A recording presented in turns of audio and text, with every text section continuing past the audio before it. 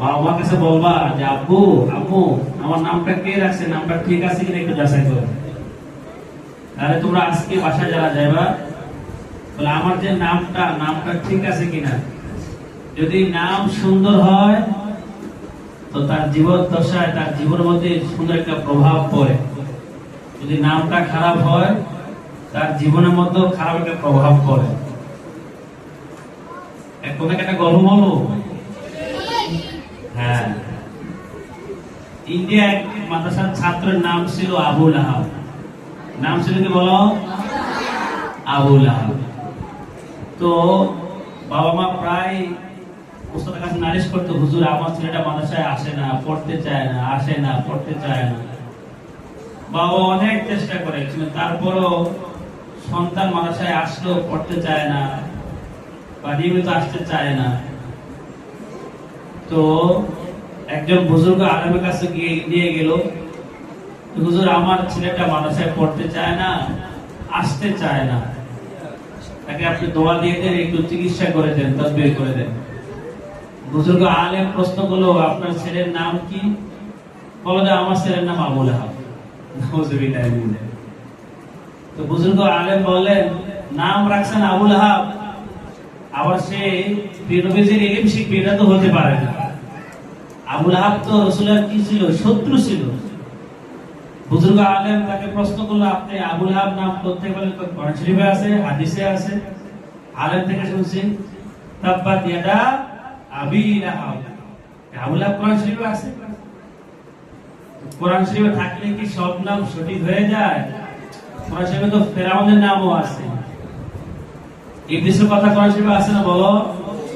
সুরের কথাও তো আছে, কাফের বেঈমানদের কথা আছে, মুনাফিকদের কথা আছে। এইজন্য নাম রাখার ক্ষেত্রে হক্কানি আল্লাহওয়ালা আলেমদের পরামর্শ নিয়ে নাম রাখতে হয়। যে কথাটা বলছিলাম, এই গল্প থেকে আমাদের কি শিক্ষা? এই যে ছাত্রের নামটা ভালো না হওয়ার কারণে তার পড়াশোনার মধ্যে তার একটা প্রভাব পড়েছে। এই জন্য আমার প্রিয় ছাত্র ভাইয়েরা, তোমরাও তোমাদের নাম যদি সুন্দর না হয় তোমাদের জীবনে খারাপ প্রভাব পড়বে। এই জন্য আজকে বাবা মার কাছে গিয়ে বলবা যে আমার নামটা ঠিক আছে কিনা একটু যাচাই করে নেন।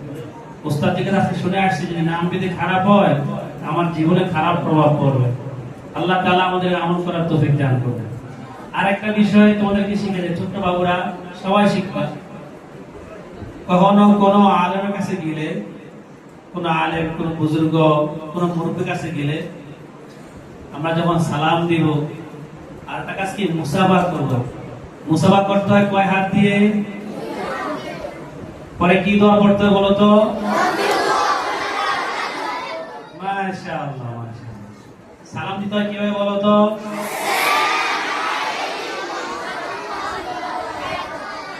হ্যাঁ, পুরো সালাম সুন্দর করে, মাশাআল্লাহ। আসসালামু আলাইকুম ওয়া রাহমাতুল্লাহি ওয়া বারাকাতুহু। অনেক বয়সে 70-80 বছর বয়স, অনেক মুরব্বীরাও এই সালাম শুদ্ধ করে বলতে পারে না। তোমরা এই বয়স 6 বছর, 7 বছর, 10 বছর, তোমরা এই বয়সে মাশাআল্লাহ শুদ্ধ করে সালাম দিতে পারো, মাশাআল্লাহ। আবার বলো তো, আসসালামু আলাইকুম ওয়া রাহমাতুল্লাহি ওয়া বারাকাতুহু।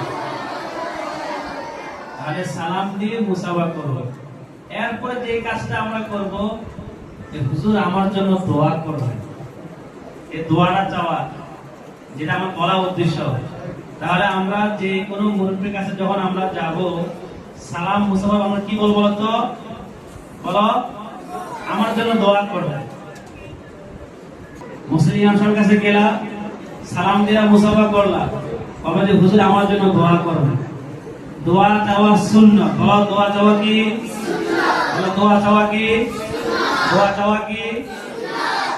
এই যে তুমি দোয়া চাইলা, যদি তখন মুরব্বি বা কোনো আলেম তোমাকে দোয়া করে দেয় যে আল্লাহ তাকে তুমি হাফেজ আলেম বানাও, তখন যদি দোয়াটা কবুল হয়ে যায়, আল্লাহু আকবার।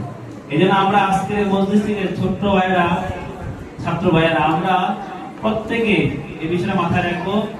আমার ওস্তাদের কাছে যদি আমি যাই, সালাম দিয়ে মুসাফা করার পরে দোয়া চাইব, বা যে কোনো আলেমের সামনে যখন যাব সালাম মুসাফা করে দোয়া চাইব।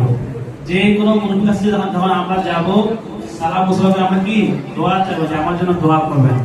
মনে থাকবে তো ইনশাআল্লাহ। আল্লাহ সবাইকে তৌফিক দান করুন।